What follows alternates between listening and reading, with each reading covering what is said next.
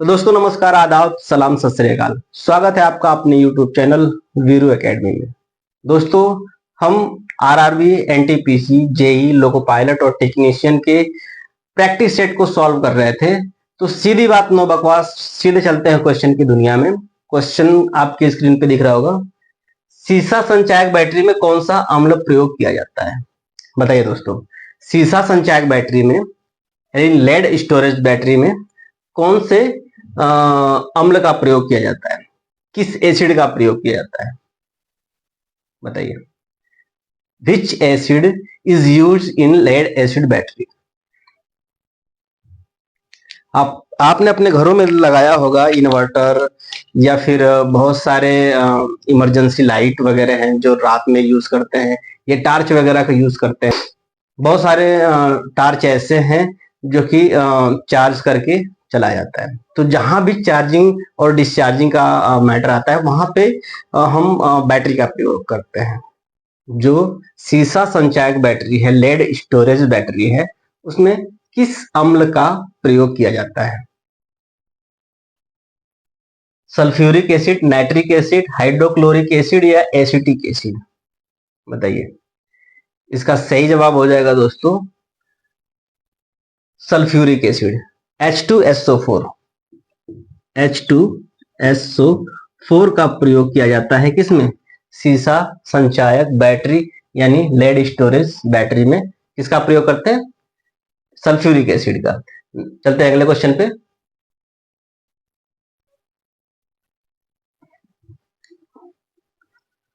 अगला क्वेश्चन कह रहा है दिल्ली शहर की स्थापना सबसे पहले की थी और इसे इंद्रप्रस्थ नाम दिया था। किसने दिल्ली शहर की स्थापना सबसे पहले की थी और इसे इंद्रप्रस्थ का नाम दिया था? दोस्तों इंद्रप्रस्थ आपने सुना होगा महाभारत कांड में। महाभारत कांड में इंद्रप्रस्थ का यूज करा गया है। अब इससे मैंने हिंट दे दिया है, आप इससे बता सकते हैं पुर्तगालियों ने, कौरवों ने, मुगलों ने या पांडवों ने? बताइए। तो दोस्तों इसका सही जवाब हो जाएगा ऑप्शन नंबर चौथा, पांडवों ने। पांडवों ने इंद्रप्रस्थ का नाम दिया था दिल्ली शहर को। ठीक है, चलते हैं अगले क्वेश्चन पे।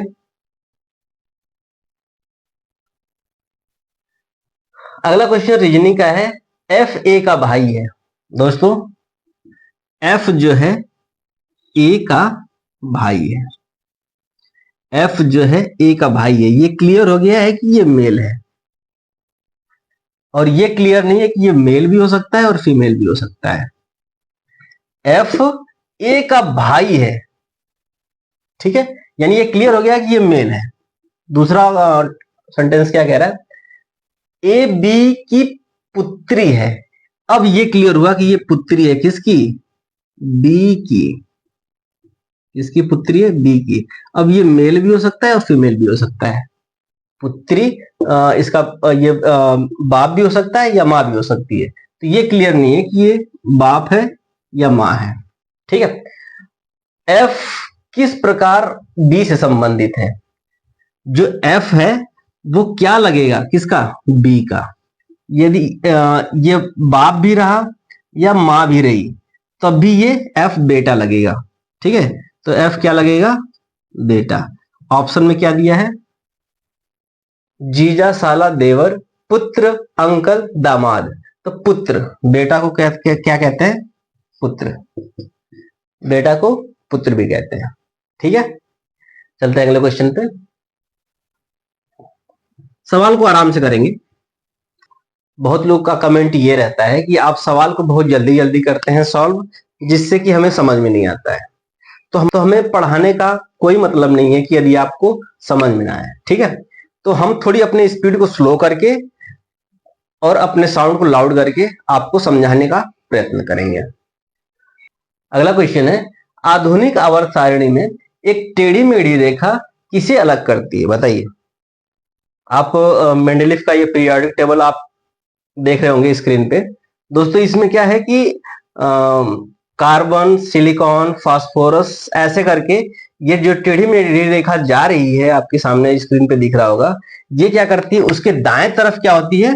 मतलब कि कार्बन, सिलिकॉन, फास्फोरस, ये जो टेढ़ी मेढ़ी रेखा जा रही है मेंडलीव के पीरियोडिक टेबल में, उसके दाएं तरफ क्या होता है? अधातु होता है, और बाएं तरफ क्या होता है दोस्तों? धातु। क्या होता है? धातु। ठीक है। और इसे कहते हैं, ये जो सीरीज है या इस रेखा है, इसको कहते हैं मेटोलाइड। क्या कहते हैं? मेटोलाइड या उपधातु। उपधातु।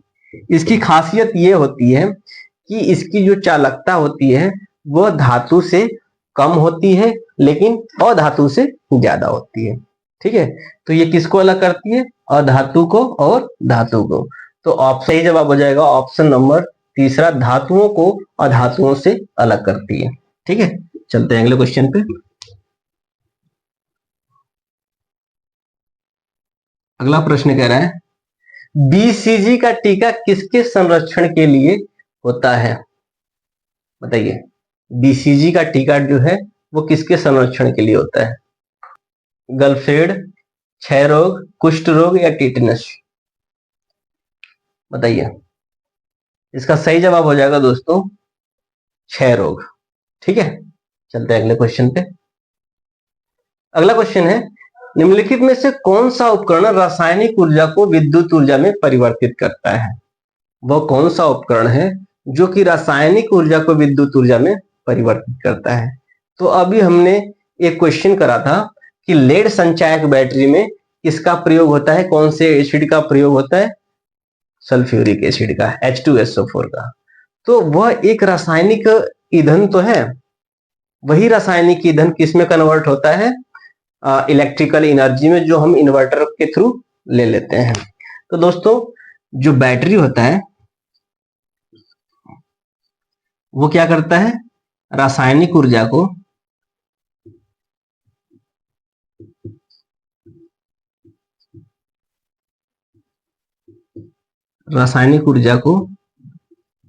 विद्युत ऊर्जा में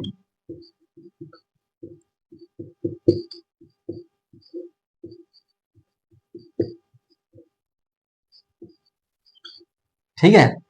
तो बैटरी जो होता है रासायनिक ऊर्जा को विद्युत ऊर्जा में परिवर्तित करता है। चलते हैं अगले क्वेश्चन पे। अगला प्रश्न कह रहा है, अगला प्रश्न है, शांतिवन किसकी समाधि है? शांतिवन किसकी समाधि है?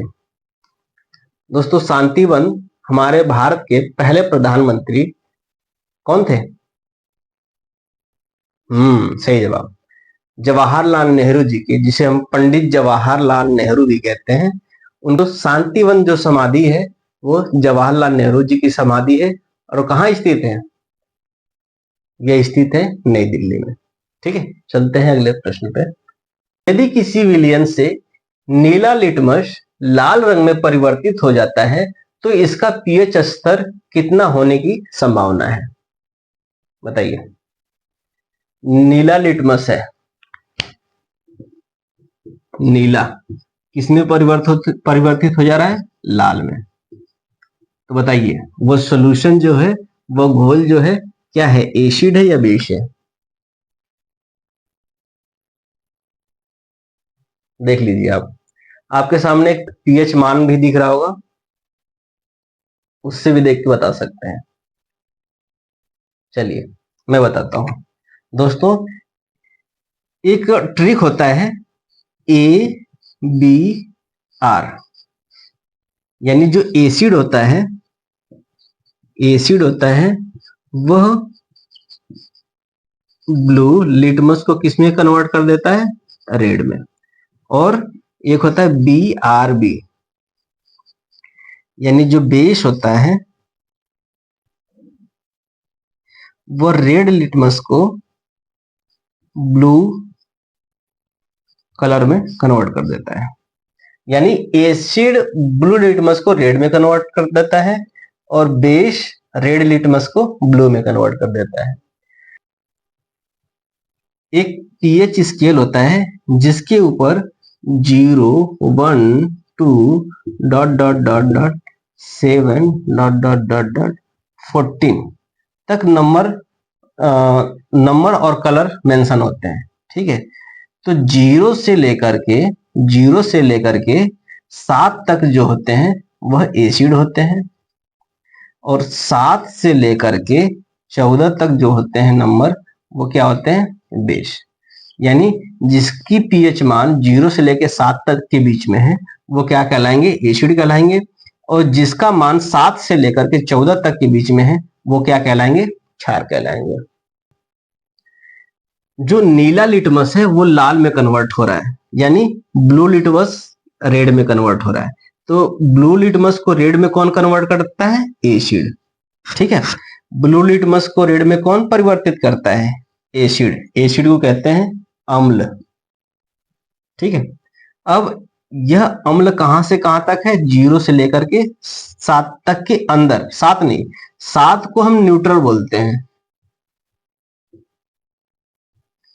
यानी 7 पीएच मान किसका होता है, पानी का होता है। किसका होता है, पानी। 7 पीएच मान किसका होता है, पानी का, न्यूट्रल, वो भी डिजिटल वाटर का। ठीक है, तो दोस्तों इसका सही जवाब हो जाएगा 0 से लेके 6, 0 से लेके 7 तक के बीच में कोई भी नंबर रहेगा वो आंसर हो जाएगा।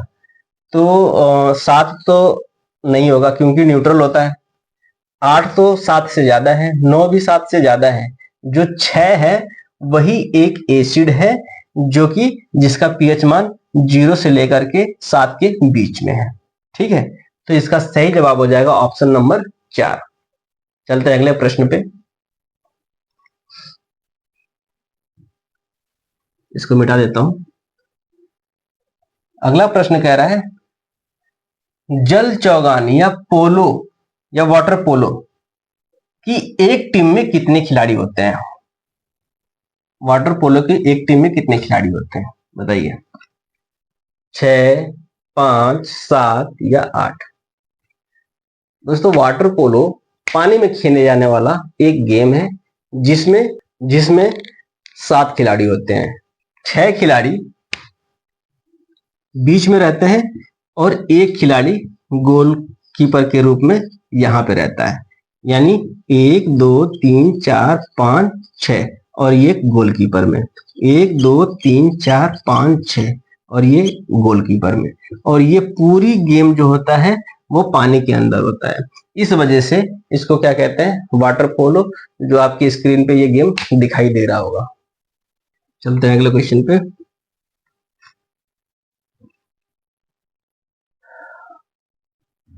कह रहा है किस शहर को भारत के मसालों के बागीचे के नाम से भी जाना जाता है, यानी वो कौन सा राज्य है या किस राज्य को भारत के मसालों के बागीचे के नाम से भी जाना जाता है। तो इसका सही जवाब हो जाएगा ऑप्शन नंबर 3 सेकंड बाद है, बताइए, हो गया टाइम। इसका सही जवाब हो जाएगा केरल। केरल को मसालों के बागीचे के रूप में जाना जाता है। दोस्तों केरल राज्य की जो साक्षरता दर है वो भारत में सबसे ज्यादा है। ठीक है, चलते हैं अगले क्वेश्चन पे। सूखी बर्फ या ड्राई आइस क्या है, सूखी बर्फ या ड्राई आइस क्या है बताइए। दोस्तों ठोस कार्बन डाइऑक्साइड, ऑप्शन नंबर पहला, ठोस कार्बन डाइऑक्साइड को ड्राई आइस या सूखी बर्फ के नाम से जाना जाता है। ठीक है, चलते हैं अगले क्वेश्चन पे। एक शामपट रंग में काला क्यों दिखाई देता है, मतलब सैमपट, सैमपट क्या होता है, बहुत लोग होते हैं कि सैमपट नहीं समझ पाएंगे। सैमपट, श्याम मतलब काला, पट मतलब बोर्ड, ब्लैक बोर्ड, सैमपट को क्या कहेंगे,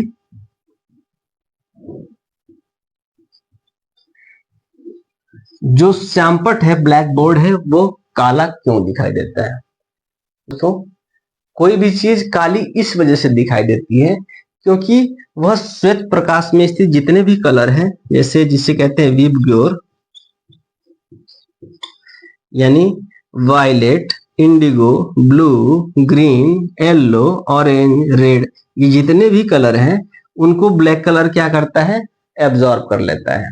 ठीक है, और इस वजह से कोई भी चीज यदि काली दिखाई दे रही है तो इसका तात्पर्य ये साफ है कि वह सारे कलर को एब्जॉर्ब कर लिया है। यदि कोई वस्तु रेड दिखाई देती है तो इसका अर्थ ये हुआ कि वह रेड कलर को रिफ्लेक्ट कर देता है और बाकी सारे कलर को एब्जॉर्ब कर लेता है। कोई चीज ग्रीन दिखाई दे रही है, ग्रीन दिखाई दे रही है, तो इसका अर्थ यह है कि ये ग्रीन कलर को रिफ्लेक्ट कर रहा है, बाकी सारे कलर को एब्जॉर्ब कर ले रहा है। लेकिन एक चीज ये ध्यान देना है दोस्तों, यदि कोई चीज सफेद दिखाई दे रही है, जैसे ये व्हाइट बोर्ड है, व्हाइट बोर्ड सफेद क्यों दिखाई दे रहा है? क्योंकि यह सारे रंग को क्या कर देता है? परावर्तित कर देता है।